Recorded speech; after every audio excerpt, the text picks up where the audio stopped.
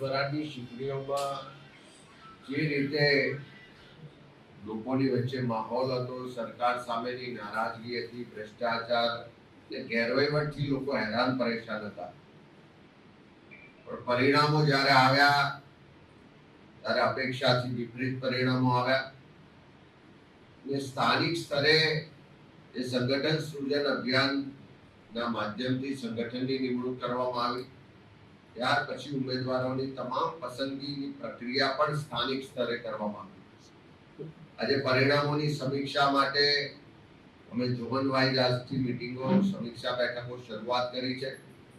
આજે 2 તારીખે દક્ષિણ ગુજરાત, આવતીકાલે ઉત્તર ગુજરાત, 4 તારીખે મધ્ય ગુજરાત અને 6 અને 7 તારીખે સૌરાષ્ટ્રની સમીક્ષા થવાની છે.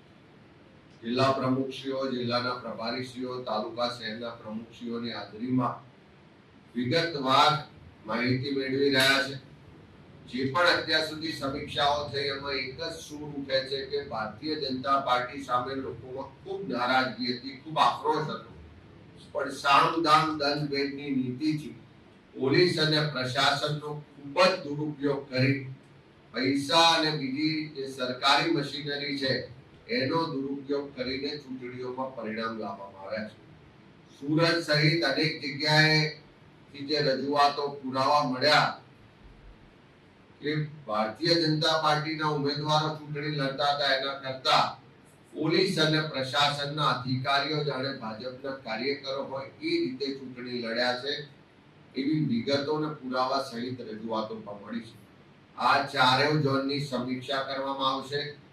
ચારેય ઝોનમાં જે મત મળ્યા છે એનું એનાલિસિસ પણ કરવામાં આવશે.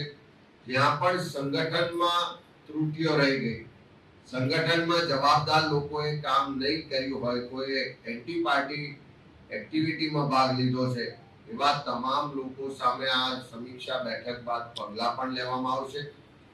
સંગઠનમાં પણ ફેરફાર થશે.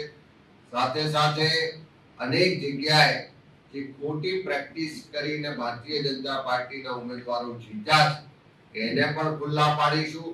જે અધિકારીઓ, જે પોલીસ તંત્રના લોકોએ ભારતીય જનતા પાર્ટીનો હાથો બનીને કામ કર્યું છે એના પણ પુરાવા જ્યાં જ્યાં મળ્યા છે એની સામે પણ આવનારા દિવસોમાં કાયદેસરની કાર્યવાહી પણ કરીશું ને એને જવાબ આપવો પડે એવી સ્થિતિમાં પણ લાવીશું. ઓવરઓલ આ સમીક્ષા બેઠક બાદ નવેસરથી દરેક જિલ્લામાં જઈ ઉમેદવારો સાથે, કાર્યકરો સાથે વિસ્તૃત સંવાદ કરવામાં આવશે અને 2027ના મિશન સાથે જમીન પરથી સંગઠનને મજબૂત કરી ફરીથી લોકો વચ્ચે જવાના કાર્યક્રમો સાથે કોંગ્રેસ પાર્ટીના અમારું નેતૃત્વ કાર્યકરો આગળ વધશે.